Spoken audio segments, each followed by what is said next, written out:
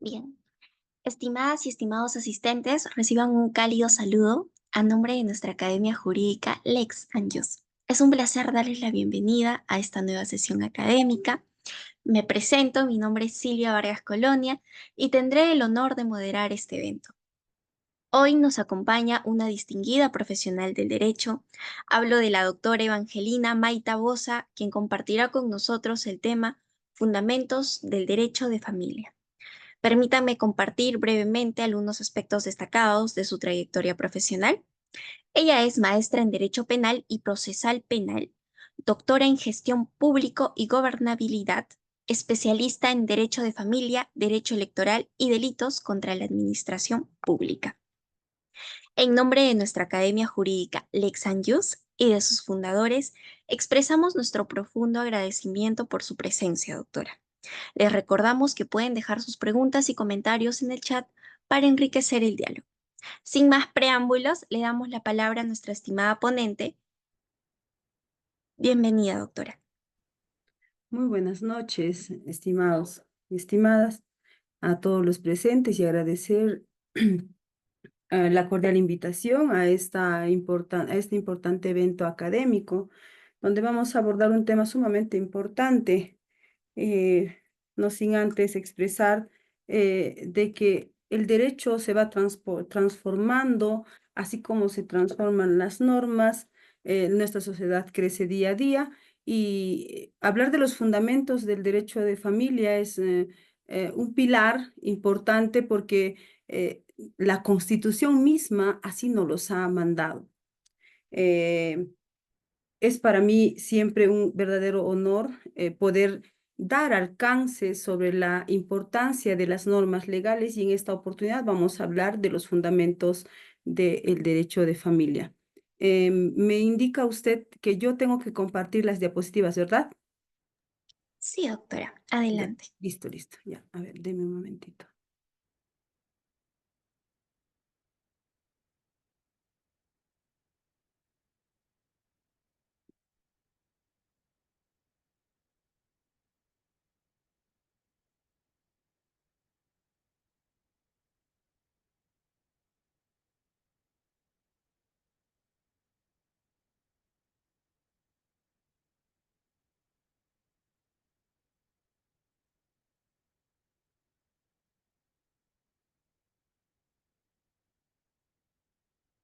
Ya, ahora sí se puede ver, ¿no es cierto? Sí, sí se ve.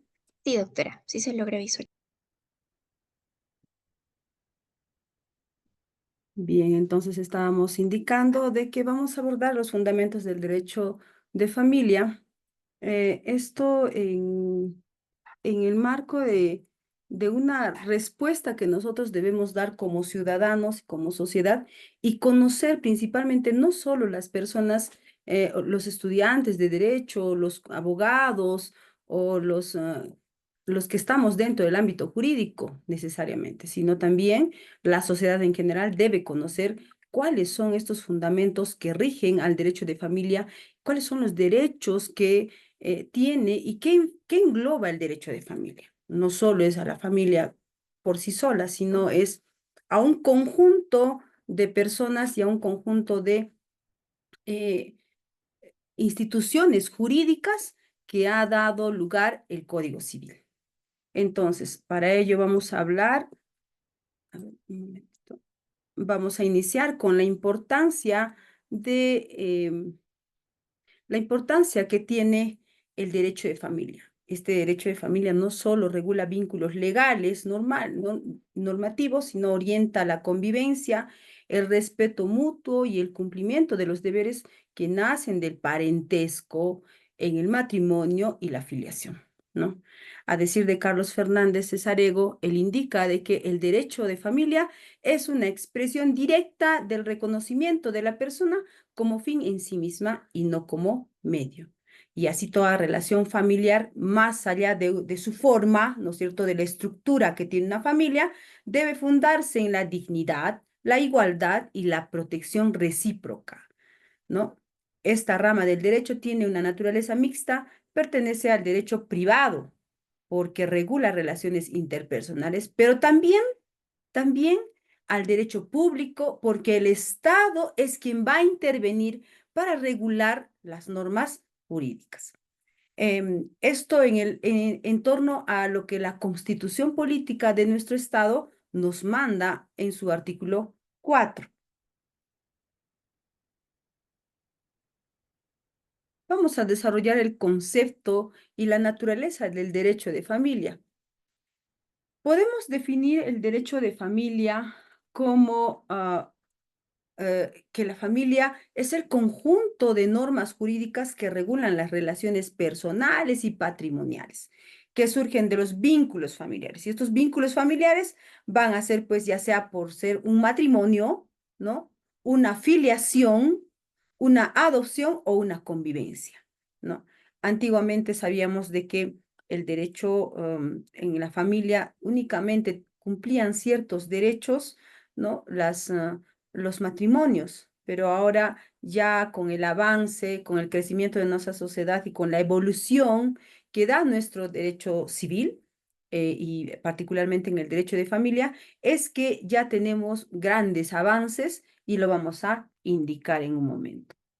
Entonces, este derecho de familia ha tenido un gran recorrido en el camino y una transformación profunda, ¿no? Pasando de un modo patriarcal, ¿no es cierto?, a un sistema igualitario, ¿no? Antes nosotros sabemos que primaba pues en las familias el patriarcado, ¿no? Donde el papá era la máxima autoridad, donde el papá era el que iba a trabajar y la mamá tenía que quedarse en la casa o la esposa tenía que quedarse en la casa al cuidado de los hijos, al servicio y a la educación de los hijos, ¿no? A la prestación de alimentación de los hijos, pero este dinero que va a ser, ¿no?, llevado a casa va a ser por parte del papá. Así funcionaba antes. Ahora en nuestra sociedad nosotros sabemos de que ya las esposas, las madres, ¿no?, ya salen a trabajar y son las que también colaboran, ¿no es cierto?, con el desarrollo, la educación y sobre todo con el tema patrimonial en las familias. No necesariamente por el hecho de que sean casados, sino por el hecho de que exista una unión, ¿no? Un vínculo. Ese vínculo va a hacer a que haya una suerte de responsabilidad, porque también dentro del derecho de familia vamos a estudiar los principios, los pilares donde se funda el derecho de familia. Entonces, tenemos como concepto y naturaleza del derecho una concepción jurídica. ¿Y por qué fija una concepción jurídica? Porque los derechos, dice que existen derechos, deberes y efectos legales, pero también existe en un entorno del derecho de familia social y moral, porque este se traduce en valores y costumbres, en normas de convivencia. Pero nosotros, para nosotros que estudiamos el derecho de familia, nos importa ambos, porque desde el punto de vista social y moral, vamos a ver también que antropológicamente, ¿no?, vamos a estudiar el comportamiento de la sociedad, el comportamiento de ese núcleo familiar, de los integrantes de ese grupo familiar, ¿no? Ya sea porque exista un vínculo dentro de un matrimonio, dentro de una unión de hecho, una adopción y etcétera.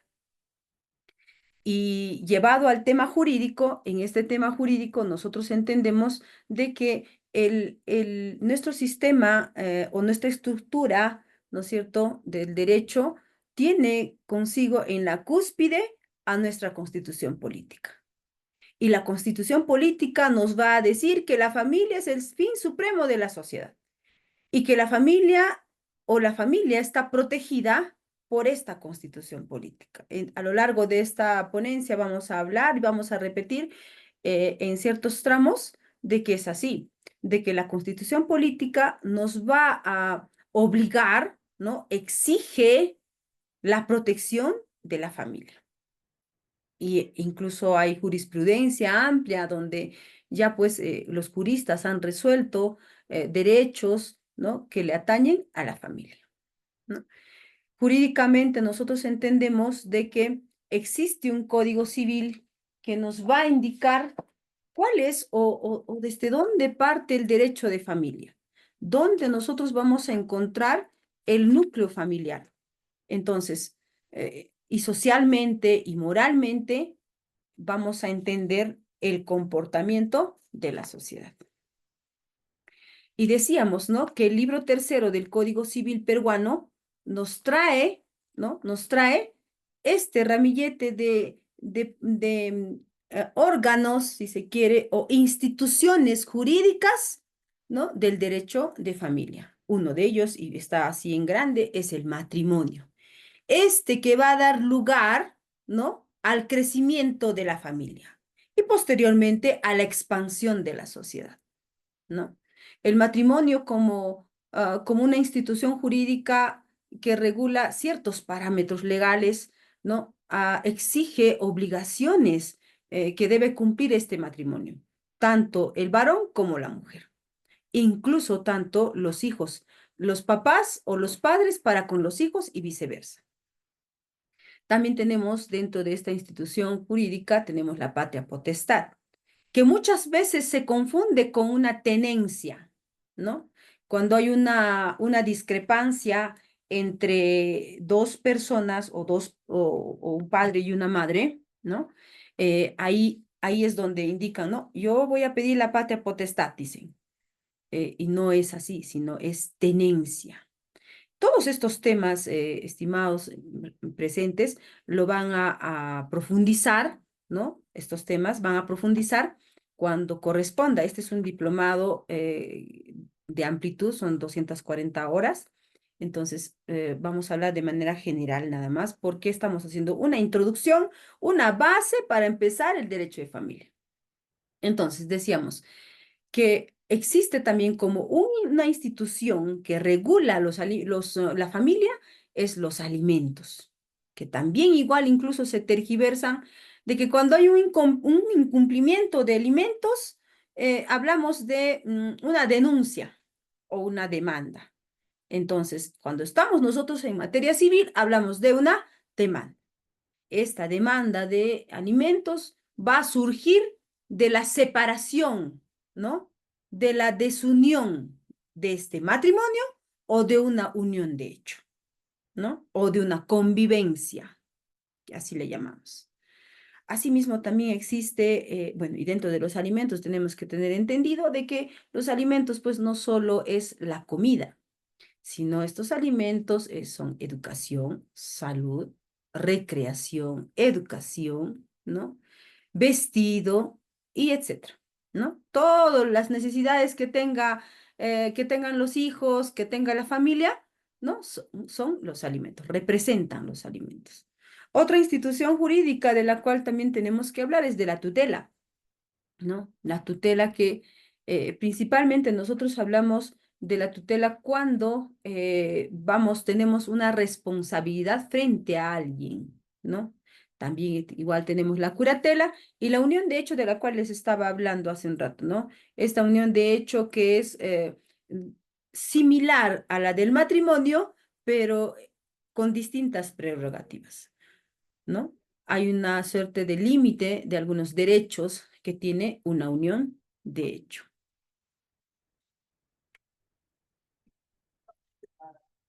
La familia para la constitución política, y les decía, ¿no? La constitución política en su artículo 4 nos indica o nos trae, ¿no? Nos señala que la otorga, fundamentalmente reconoce que la comunidad y el Estado protegen a la familia y promueven el matrimonio, reconociendo además la pluralidad de las formas familiares. ¿Y cuál será la finalidad de que la familia esté protegida por la Constitución? En realidad, nuestra Constitución tiene una estructura bastante, casi completa, ¿no? Para regular la convivencia en la sociedad, la Constitución ha previsto, ¿no? Derechos fundamentales. Y esos derechos fundamentales también los tiene la familia. Así como los tenemos cada persona, lo tiene la familia. Y principalmente, ¿por qué? Porque dice la misma Constitución que la familia es el fin de la sociedad. Si este es así, entonces hay una exigencia, ¿no? De que la Constitución y todos los que nosotros los ciudadanos, no solo los estudiosos del derecho, sino los ciudadanos, tengamos que protegerlo, ¿no? Tengamos que salvaguardar y sobre todo tener o darle la importancia a la familia, ¿no? Y familia nosotros entendemos por un conjunto de personas, ¿no es cierto? Que donde existe un vínculo, ¿no? Hay un vínculo, ya sea por matrimonio, por una unión de hecho o convivencia.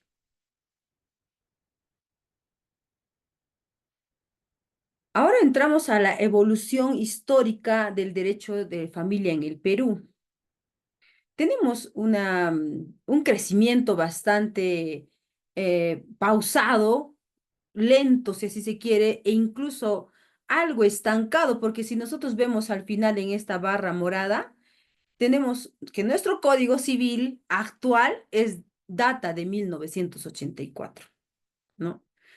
A este tiempo, claro, han surgido otras normas, ha habido algunas reformas, pero se esperaría, ¿no es cierto?, una suerte de cambio, de modificación o de crecimiento o de actualización, si se quiere, del Código Civil.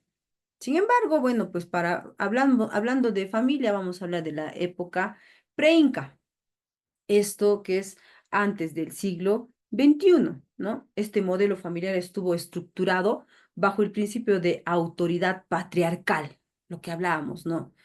Que primaba, ¿no es cierto?, de que el hombre era el jefe del hogar, ¿no? Esto se ha reflejado en una suerte de desigualdad entre los hombres y las mujeres dentro de un matrimonio, ¿no? Incluso si las hijas eran mujeres, eran las que tenían que quedarse en casa. Si los hijos eran varones, eran los que tenían la posibilidad de quizá una educación, si es que había la posibilidad, ¿no? Entonces, con la promulgación ya de nuestro Código Civil del 84, ¿no? Ya después, mucho después, ha ido cambiando. Pero seguimos avanzando y nos vamos a la época incaica. En la época incaica, en el siglo XV, en 1532, ¿no? El matrimonio era obligatorio. Por ejemplo, si teníamos, o si el hombre y la mujer ya tenían 20, 16 años, ya tenían que casarse, ¿no? Si la mamá, el papá, ¿no? Detectaba que había una suerte de enamoramiento, los papás tenían que ir a la casa del hombre, ¿no? Del chico, y exigían el matrimonio, que se case, ¿no? Tienen que casarse, ¿no? La chica puede tener 16 años, no importaba. ¿Por qué? Porque ya, ¿no es cierto? Ya esta familia conservadora, ¿no? Ya pues la hija había perdido la dignidad, ¿no? Ya tenía que salir de casa y que el hombre que la había cortejado tenía que hacerse responsable. Entonces, ha habido familias o ha habido mujeres y varones que se han tenido que casar porque ha habido una obligación, ¿no? Así vamos avanzando y en 1532 hasta 1821 en la época colonial se habla, por ejemplo, antes en la época incaica hablamos de los tipos de matrimonio.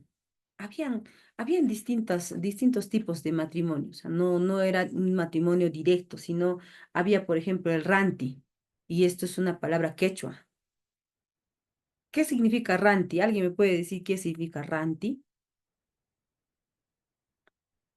Ranti es comprar, así que, o sea, comprar. Entonces, nosotros decimos, ¿cómo? O sea, ¿a quién compraban? ¿No? Este era un matrimonio arreglado, así es la concepción que le dan al ranti, ¿no?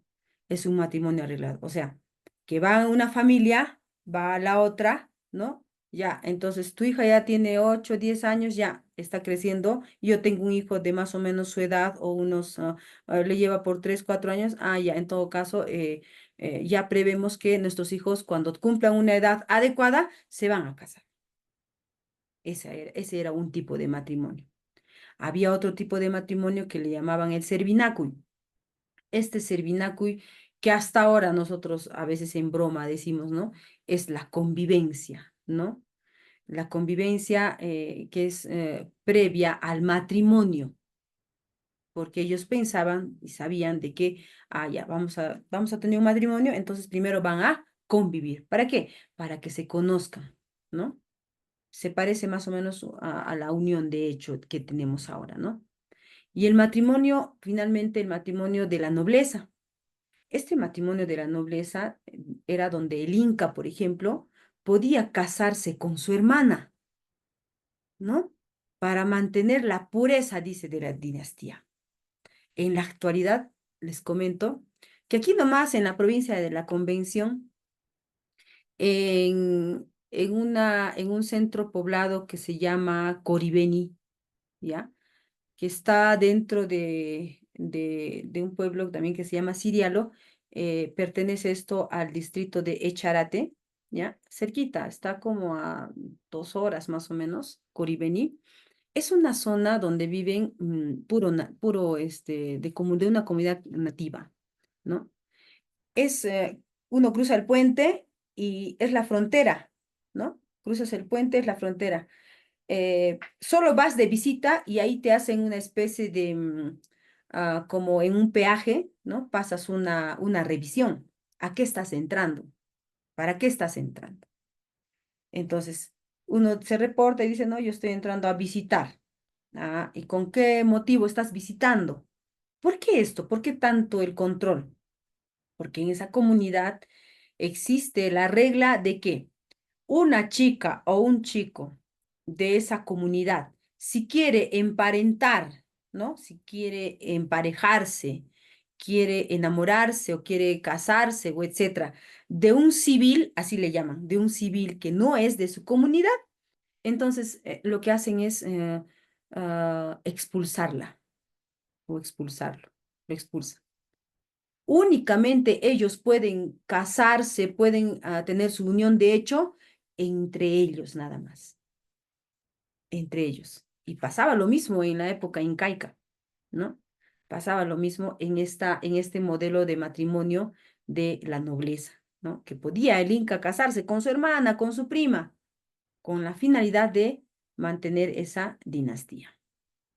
Entonces, y en esta época el divorcio era pues permitido, ¿no? ¿Cuándo? Por ejemplo, cuando la mujer o el varón eran infértiles, ¿no? O sea, ¿te vas a divorciar? Sí, me voy a divorciar porque él no me puede dar hijos o ella no me puede dar hijos, ¿no?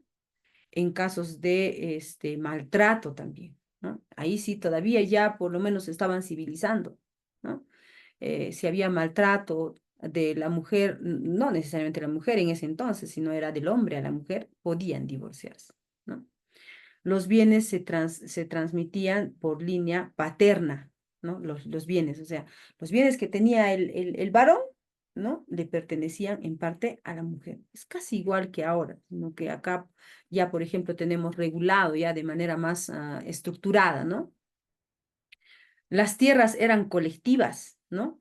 Y eran administradas por la comunidad. Si, por ejemplo, ellos eran casados y se han divorciado, las tierras volvían a la comunidad.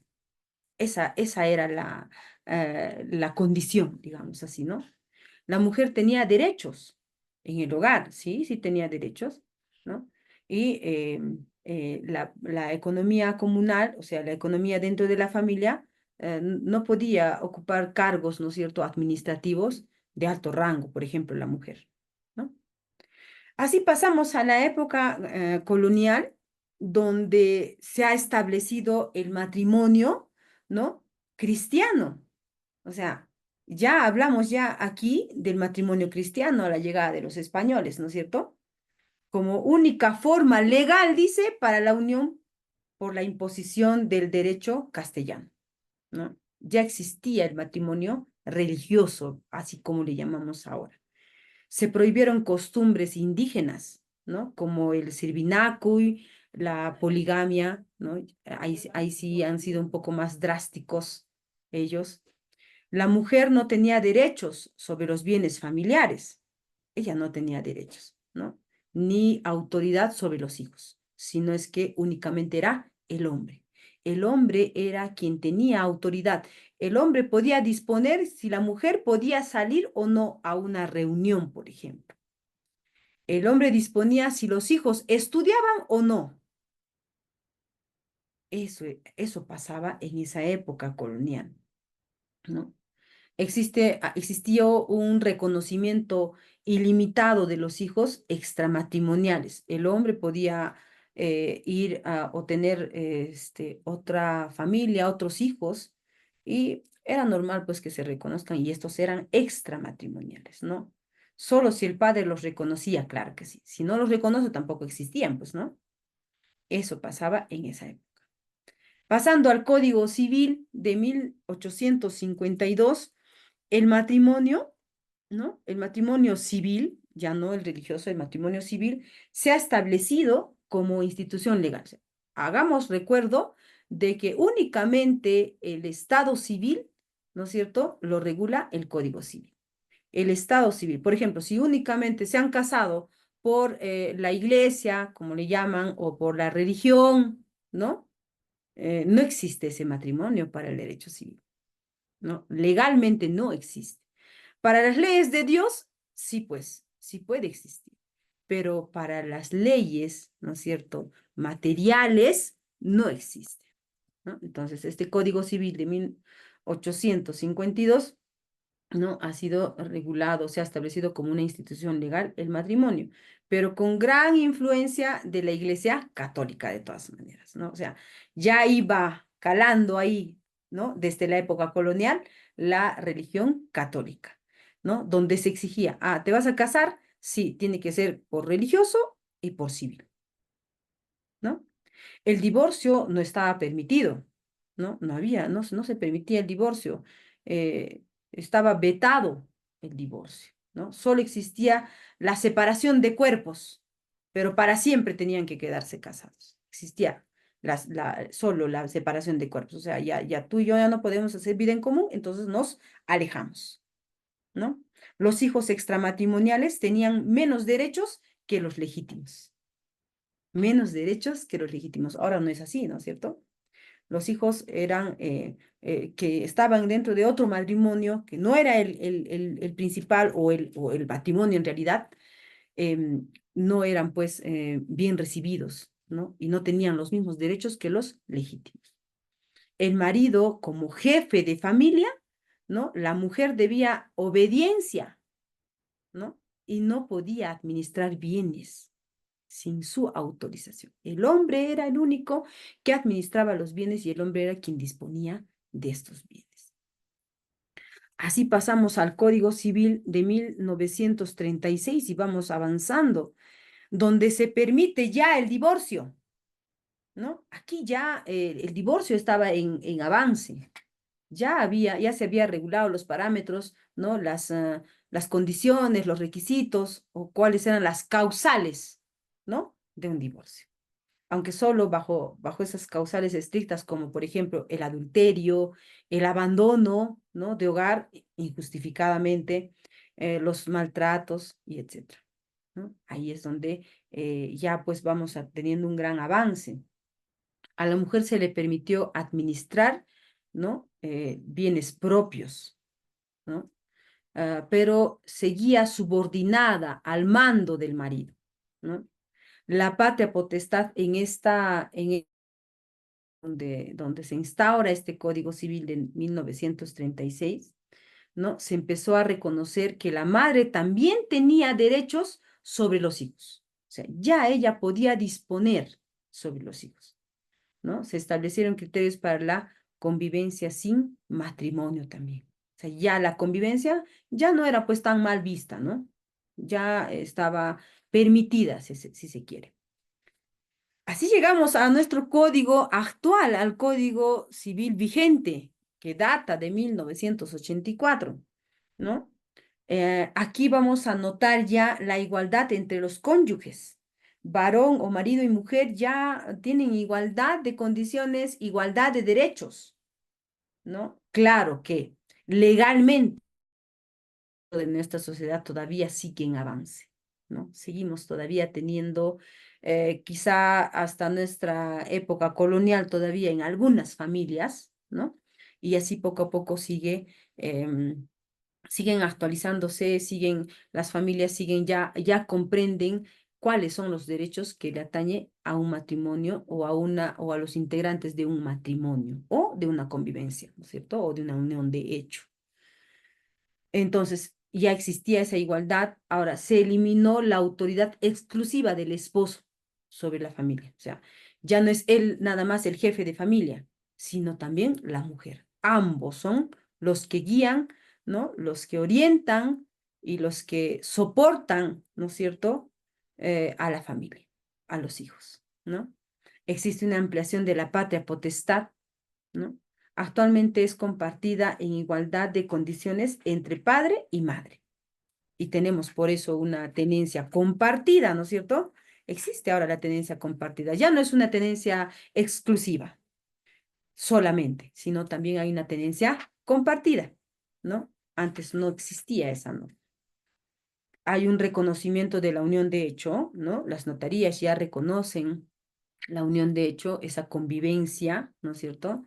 Que no necesariamente es dentro de un matrimonio civil legalmente, ¿no es cierto?, formado, sino es que solo es por una convivencia y existe un reconocimiento notarial incluso, ya no necesariamente judicial, ¿no? Se reconoce con derechos similares al matrimonio, ¿eh? No hay una distinción tras 2 o 2 años de convivencia. Antes, por ejemplo, veíamos de que si existía un matrimonio y existiría un bien, ¿no? Existía un bien, la división era en partes iguales, ¿no? Por decir, existe dentro de un matrimonio 2 hijos, ¿no?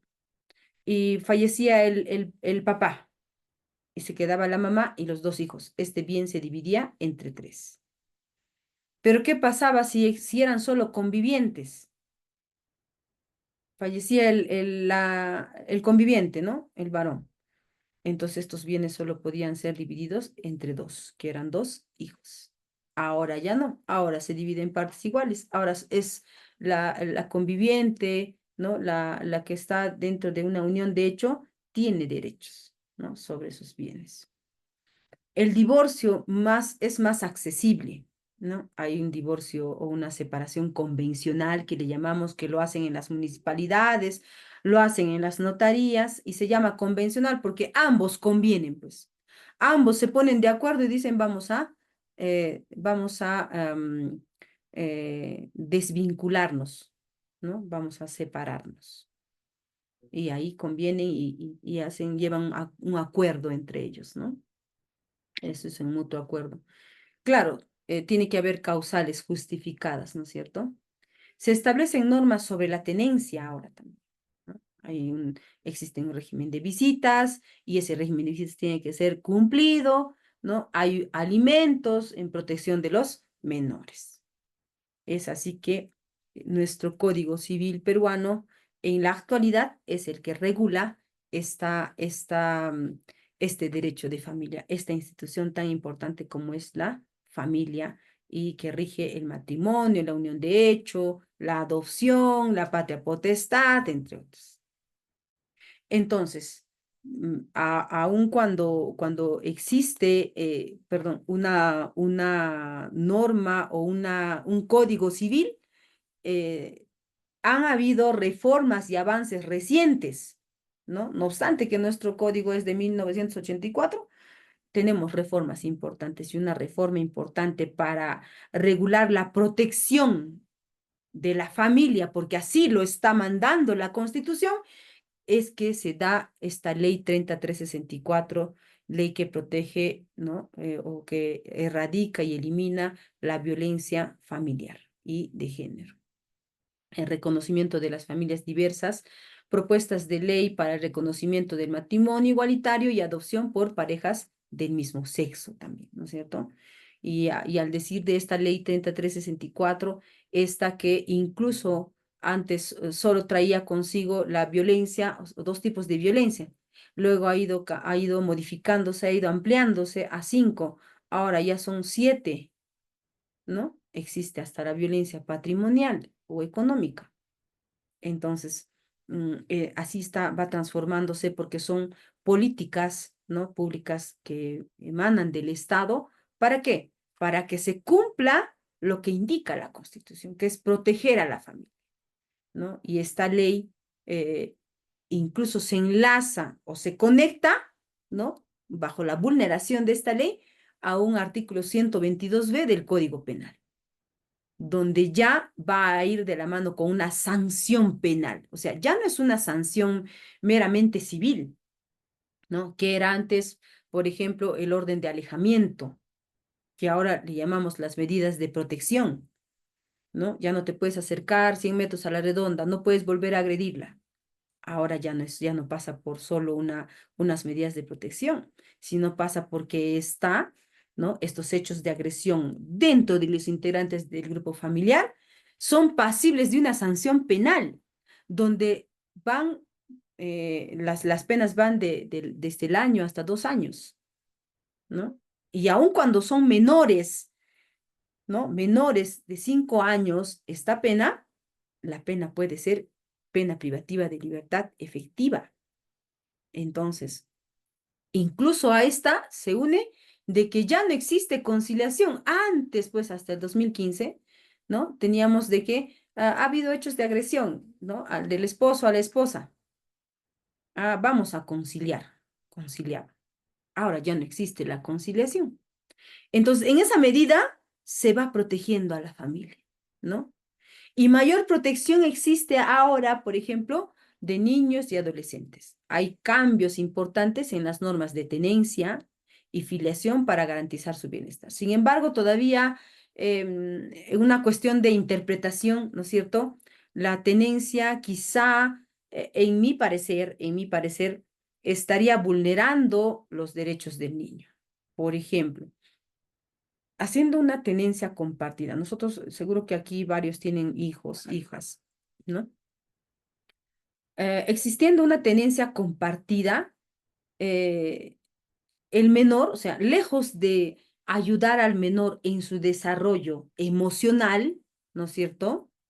En su desarrollo emocional, considero de que se estaría ejerciendo una suerte de maltrato, porque el niño o niña tiene que saber dónde es su casa, dónde debe pernoctar,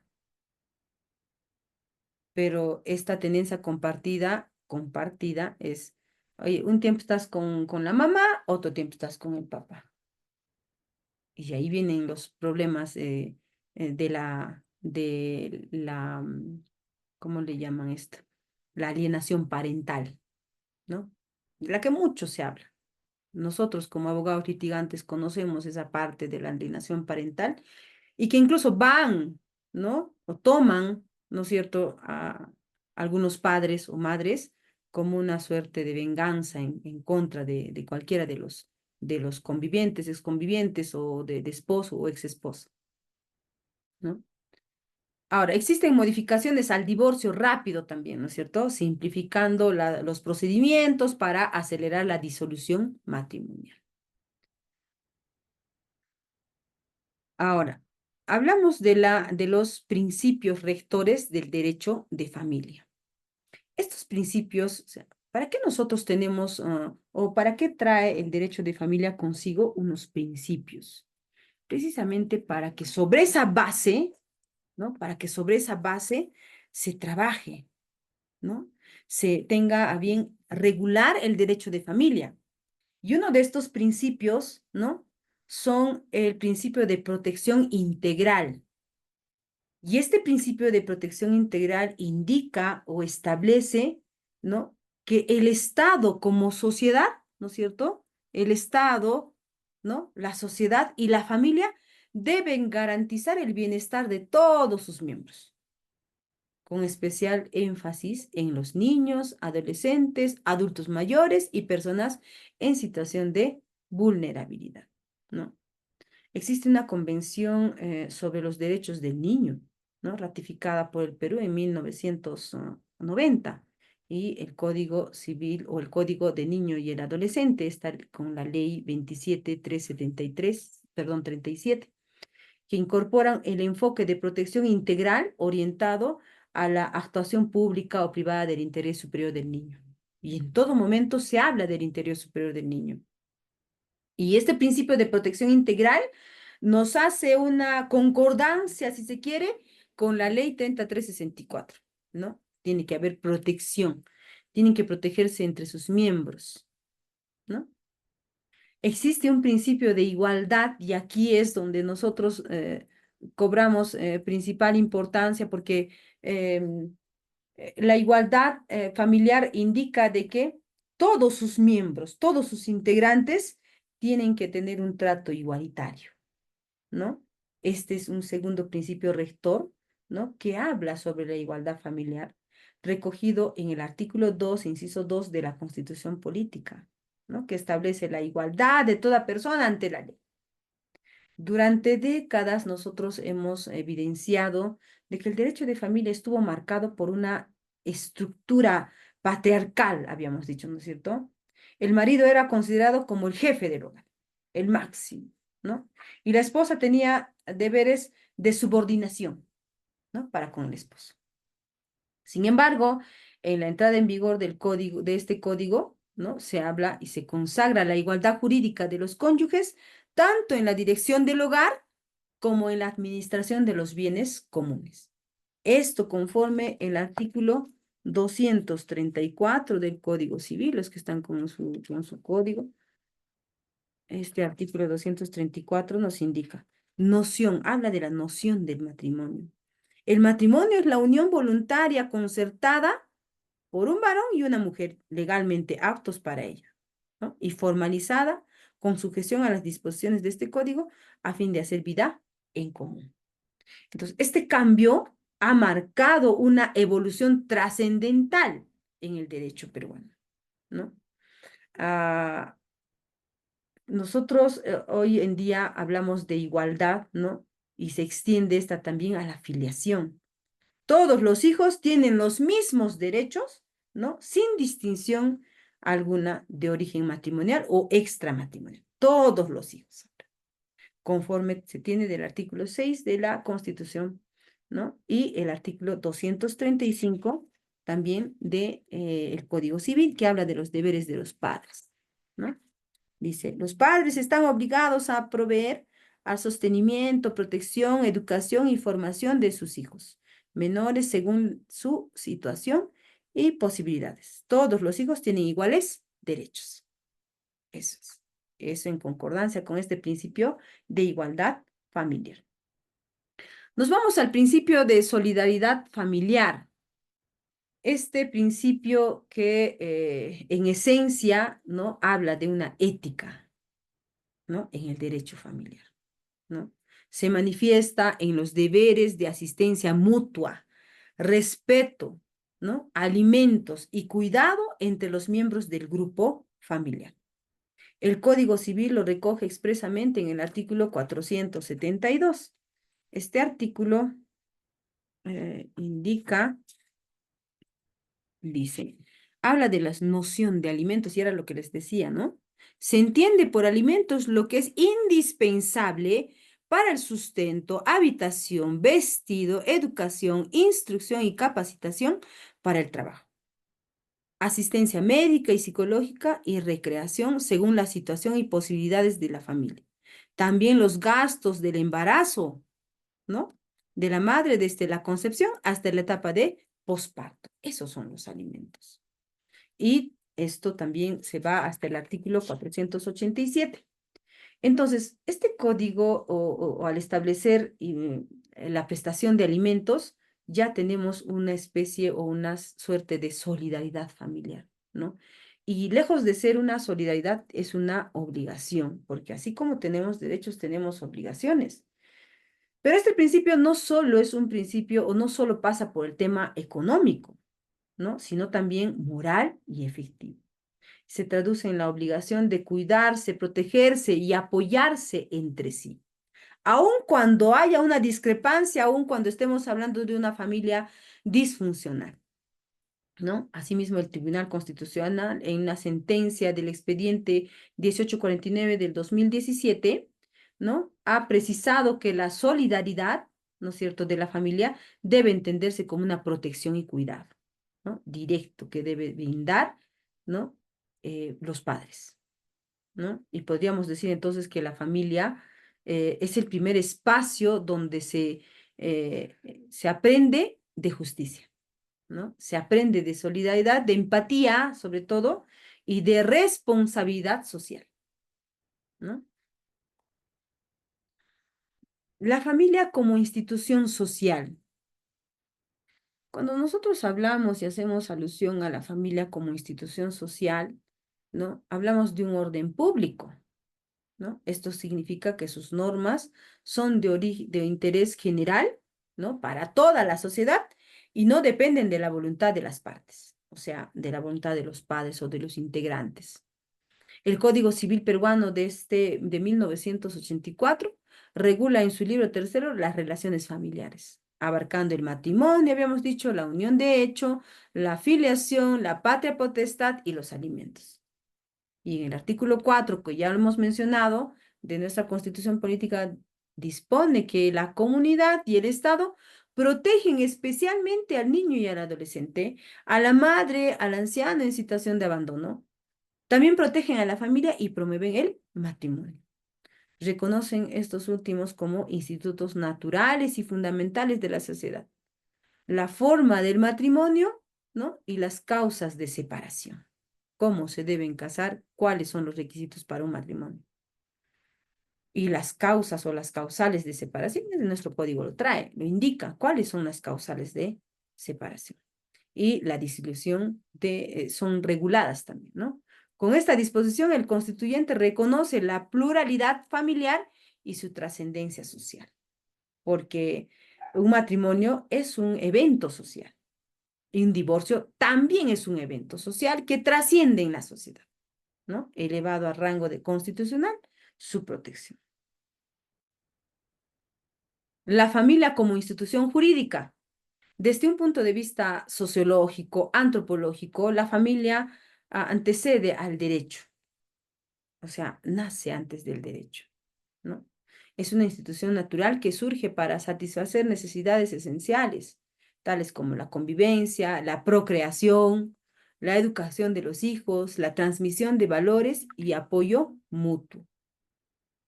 Algunos autores señalan que la familia presenta el primer espacio de socialización. Claro, es ahí recién donde vamos a empezar con el crecimiento de la sociedad, ¿no? Y la realización personal, ¿no? Es dentro, cuando los niños empiezan a hablar, ya empiezan a socializar y ya empieza su relación interpersonal, donde se aprenden las formas básicas de convivencia, ¿no? Mamá respeta a papá, papá respeta a mamá. El hijo respeta a los padres y viceversa. Ahí es donde se va a aprender. Es el primer lugar donde vamos a aprender las formas básicas de convivencia y de respeto de derechos, ¿no? El derecho entonces no crea la familia, sino que la reconoce y le otorga un marco jurídico de protección. En nuestra realidad, la familia ha adoptado múltiples formas nucleares, extendidas, ¿no?, monoparentales, reconstituidas y uniones de hecho. Y todas merecen tutela estatal, en tanto cumplan una función social de solidaridad y apoyo recíproco, así como lo mencionan los principios del derecho de familia. Hablamos de la tipología familiar y el reconocimiento constitucional del derecho de familia o de la familia. Nuestro Código Civil peruano de 1984, en su libro tercero, decíamos que regula el derecho de familia principalmente en torno a dos ejes principales, ¿no? Estos ejes son el matrimonio y la unión de hecho. El matrimonio como fuente jurídica principal, ¿no?, de la familia. Esto recogido en el artículo 234 al 318 del Código Civil. Y la unión de hecho, ¿no?, la unión de hecho como reconocimiento limitado. Esto conforme al artículo 326 concebida para efectos patrimoniales, siempre que la convivencia sea libre de impedimentos matrimoniales, monogámica y superior a 2 años continuos, ¿no? Esto conforme al artículo 326, modificado por la ley 30007, publicado el 17 de abril de 2013. Entonces, cuando hablamos de este análisis de los fundamentos de derecho antes, ahora abordamos, ¿no es cierto?, la tipología. Ahora este es un aspecto que refleja grandes cambios, ¿no? Y hablar de tipología familiar implica reconocer que hoy no existe un único modelo de familia, ¿no? El derecho ya no puede limitar su protección, ¿no es cierto?, al matrimonio tradicional, ¿no? Al matrimonio tradicional que nosotros conocemos. Hombre y mujer se casan por la vía civil y religiosa. Debe extenderse a todas formas de convivencia, ¿no? Que cumplan una función social y efectiva esencial. Es por eso que cuando, por ejemplo, hablamos de la ley 3364 y decimos, los integrantes del grupo familiar, ¿no? Ya no necesariamente solo es a las personas que están vinculadas, unidas, perdón, por un matrimonio, sino también tienen o relación familiar las exparejas, ¿no? Si hay una familia disfuncional, esa también tiene un vínculo porque existe quizá un hijo, ¿no? Entonces, con el paso del tiempo, esta visión ha quedado insuficiente frente a la realidad social. En el Perú, según el INEI, una proporción creciente de hogares se conforma bajo otras formas de convivencia, ¿no? Existen otras formas. Hay uniones libres, hay monoparentales, ¿no? Reconstituidas, extendidas, lo que plantea la necesidad de un reconocimiento jurídico más amplio y equitativo. Y seguro seguirá creciendo, pues, ¿no? Seguro seguirá creciendo porque ya han pretendido incorporar incluso la adopción de dos personas del mismo sexo y etcétera. Aunque no, algunos, muchos no estaremos de acuerdo, pero eh, no sabemos si es que esta se podría aprobar, ¿no? Pero esa es una forma también de convivencia, hay que reconocerlo. Así, el reconocimiento constitucional de la pluralidad familiar habla, pues, de que la constitución política, ¿no?, del Estado, en el artículo 4, establece que hay un reconocimiento, pues, por parte de la constitución política, los derechos de la familia, ¿no? Y llamemos a esto un reconocimiento bastante especial del matrimonio, un reconocimiento de la unión de hecho, de la convivencia, de la filiación, de la patria potestad, de los alimentos, porque estos alimentos son imprescindibles para el desarrollo de las personas. Incluso el derecho de los alimentos no solo alcanza a los hijos, sino también alcanza a la esposa, ¿no? Existe esa obligación. Entonces, si nosotros vamos y nos remontamos a la época incaica incluso, eh, habremos notado una diferencia abismal a la actualidad, ¿no?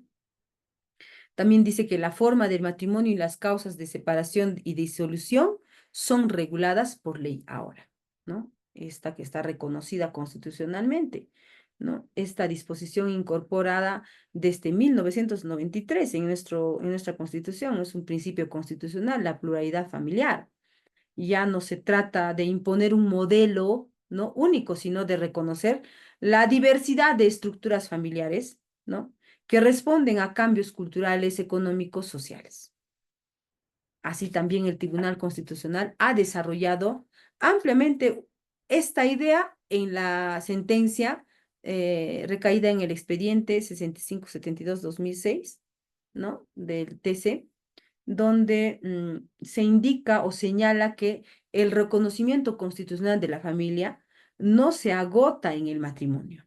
No solo es únicamente o exclusivamente para el matrimonio, sino comprende otras uniones de hecho, que cumplen una función de solidaridad y apoyo mutuo, ¿no? Así también la sentencia recaída en el expediente 9332-2006, el tribunal, ¿no?, reafirmó que todas las familias merecen igual protección.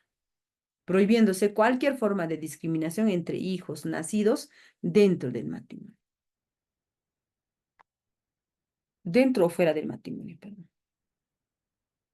Con eso habríamos culminado nuestra exposición.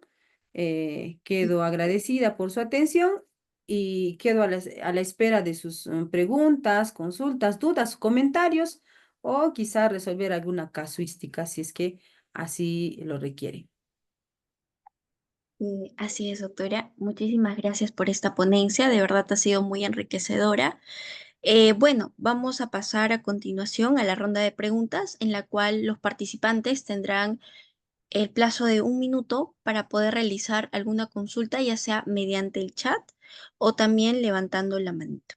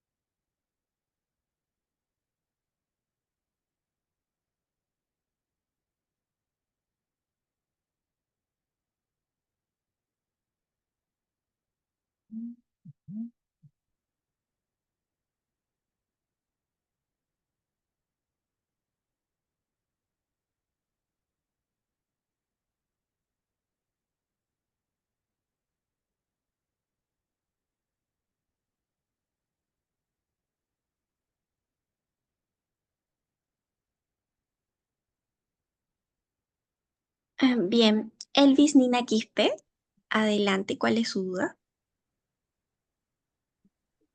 Bueno, realmente no agradecer a la doctora Benedictino, ¿no? Por la ponencia que nos ha brindado, ¿no? Ya que esto enriquece, ¿no? Nuestro conocimiento, ¿no? En lo que es ámbito familiar, ¿no? No solo en ámbito familiar, también lo que es diferentes ámbitos legales.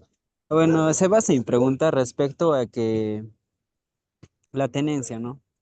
¿Por qué dan mayor preferencia en este caso en la parte de lo que es la tenencia, a lo que es a las mujeres y no a los varones en este caso?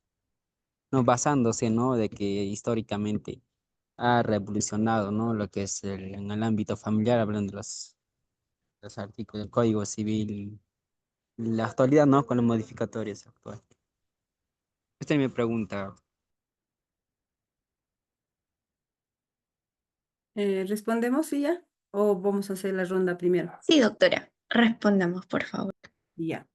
Tenemos nosotros entendido, estimado Elvis, de que esta institución jurídica que es muy importante porque hemos hablado, ¿no es cierto?, del interés superior del niño.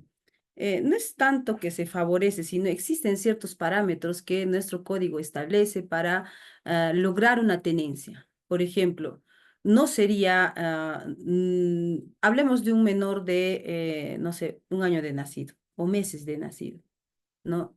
Todavía ese menor depende, ¿no? Biológicamente y físicamente de la mamá. Entonces, ahí, por ejemplo, ya no habría pues mucho que debatir, ¿no? Salvo la madre, pues, no sé, abandone al menor o se dedique a las bebidas alcohólicas o etcétera, tantos casos que hemos visto, ¿no? Ahora, en caso de menores, por ejemplo, donde se tienen 7 años, 8 años, 9 años, no es que exista una suerte de favorecimiento. Pasa también, y hay que ser realistas, de que normalmente quien se queda en la casa es la mamá, ¿no? Es la mamá y se queda al cuidado de los hijos. El papá, por el mismo hecho de que sale a trabajar, no puede cumplir con esta tenencia. En algunos casos o en muchos casos hemos visto de que hay padres que, o papás, ¿no? Varones que por su misma labor o su mismo trabajo, ah, solicitan la tenencia, pero para que le trasladen la responsabilidad a la mamá, o sea, a la abuela paterna, o a las hermanas paternas, ¿no?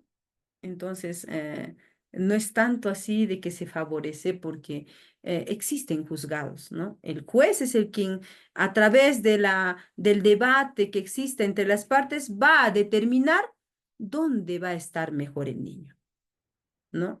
No es quien lo quiera más, sino dónde va a estar mejor el niño o la niña o el adolescente.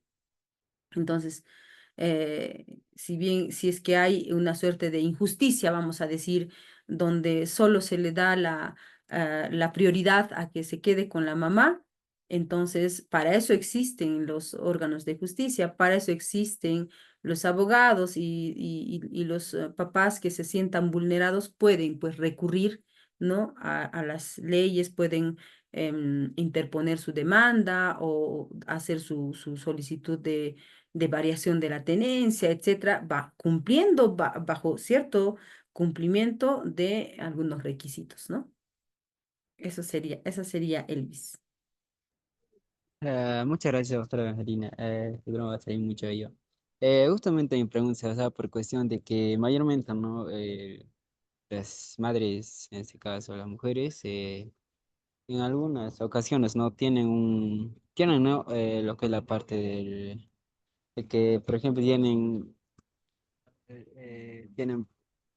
son informes, por ejemplo, de que son consumidores de bebidas alcohólicas o pueden ingerir, ¿no? Algunas sustancias, ¿no? Por lo cual no están como al 100% lo que es la parte del cuidado de sus hijos, ya que justamente mencionaba, ¿no? La que es la ley de la que es la protección de 30.364, ¿no? Ujú. Y por eso es que se basaba lo que es mi pregunta, doctora. Pero de todas maneras, absoluta la duda. Muchas gracias, doctora Evangelina. Un gusto. Gracias. Perfecto, doctora. Muchas gracias. Le invitamos a compartir unas palabras finales. Ah, está bien. Agradecida a ustedes por su atención, a todos los presentes, y agradecida con el Instituto de Capacitación Lex Anjus, quien ofrece este diplomado de especialización en Derecho de Familia, esperando que esta ponencia haya servido para enriquecer más sus conocimientos y esperando volver a tenerlos nuevamente en esta línea y lista y predispuesta para colaborar siempre con el engrandecimiento de la parte académica. Quien les habla es académica y me gusta impartir los conocimientos y voy a continuar en esa marcha. Muchísimas gracias por su atención. Buenas noches. Gracias a usted, doctora. ¿Alguna duda más? Vi una manito levantada.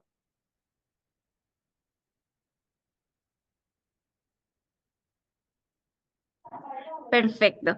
Finalmente, la Academia Jurídica Lex Jus expresa su más profundo y sincero agradecimiento a la doctora Evangelina Maita Boza por la distinguida ponencia que hoy ha compartido con nosotros, titulada Los Fundamentos del Derecho de Familia. Doctora, su brillante exposición ha sido marcada por la claridad, el rigor jurídico y la profundidad académica. Nos ha permitido ampliar nuestra comprensión sobre los pilares que sostienen este tema importante, que es en la rama del derecho, ¿no? Y ha dejado en todos nosotros una valiosa enseñanza. Es por ello que en reconocimiento a su destacada participación y el generoso aporte brindado a nuestra comunidad académica, procederemos a realizar la entrega del certificado de reconocimiento.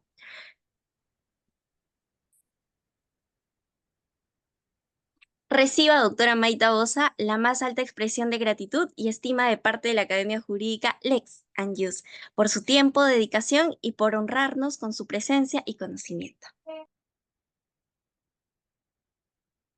Muchísimas gracias, muy agradecida a la Academia Jurídica Lex Anjus nuevamente por este importante reconocimiento que motiva, ¿no? a quien les habla a continuar en el avance académico y sobre todo en el engrandecimiento de mi carrera profesional y académica como docente, ponente y como profesional en el área de la litigación oral. Muchísimas gracias. Queremos agradecer de corazón a cada uno de ustedes por su presencia y participación activa durante esta sesión. Les invitamos a seguir formando parte de nuestras actividades académicas, a estar atentos a nuestros próximos eventos y, por supuesto, a seguirnos en nuestras redes sociales para no perderse ninguna novedad. A quienes deseen obtener su certificado de participación, les recordamos que pueden inscribirse a través del enlace que ha sido compartido en el chat del Zoom. Gracias por apostar por el conocimiento, el debate y la formación jurídica con sentido humano. Esperamos que esta jornada haya sembrado en ustedes nuevas inquietudes, motivaciones y caminos de búsqueda. Gracias por acompañarnos y nos reencontramos muy pronto en una nueva sesión académica de la Academia Jurídica Lex Anjos. Hasta pronto.